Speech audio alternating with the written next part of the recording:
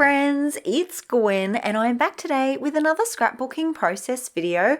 Today is episode 28 in the Maggie Holmes Monday series we have all been doing. On Mondays, we Maggie, and today I'm using Marigold Collection. I'm also starting with a cut file. This one is called Wreath of Leaves and it's an autumn-inspired design.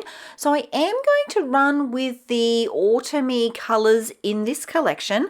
I don't want to go too pinky and pretty because this is a photo of my husband and our daughter. So it's not going to be masculine, let's be real, but I just want to keep it on the cleaner side. I want to have the colours more in those autumn and winter sort of tones rather than all the beautiful pretty pinks.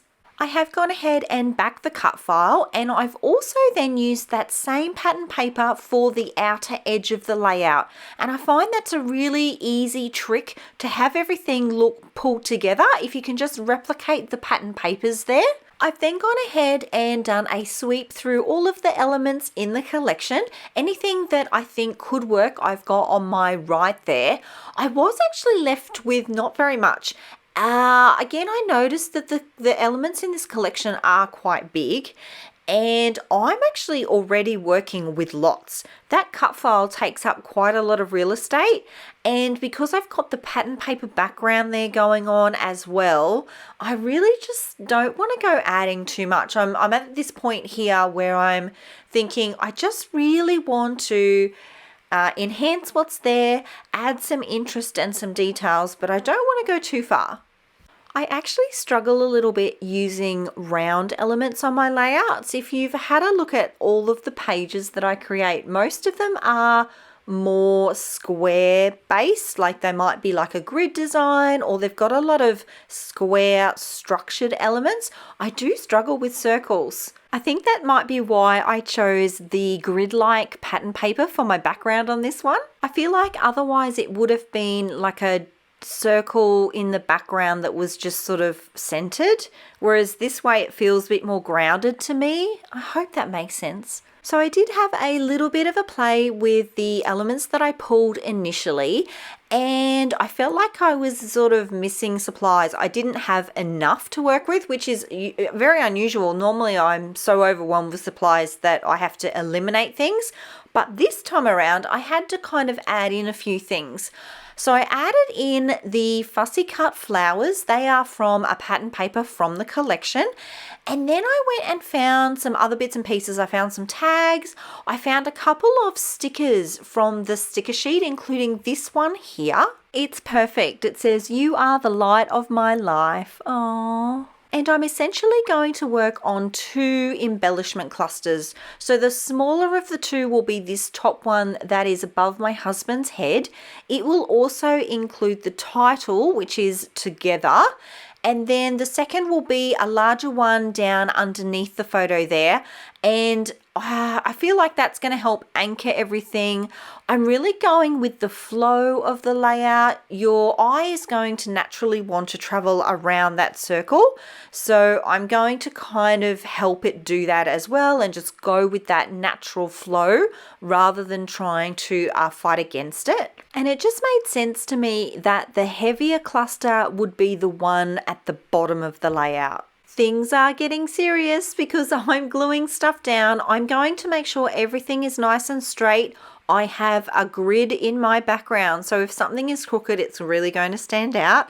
And I'm just going to use my Nouveau Deluxe adhesive to make sure that everything is nice and secure.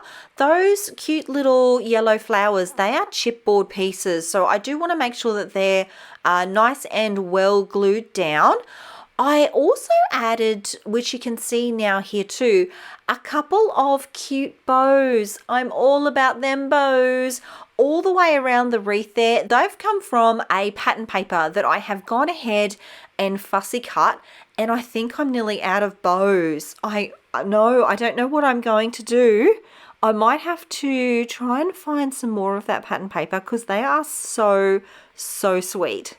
As I position everything at this point, I am really focused on the colors in the layout. I want to make sure that everything is nice and balanced.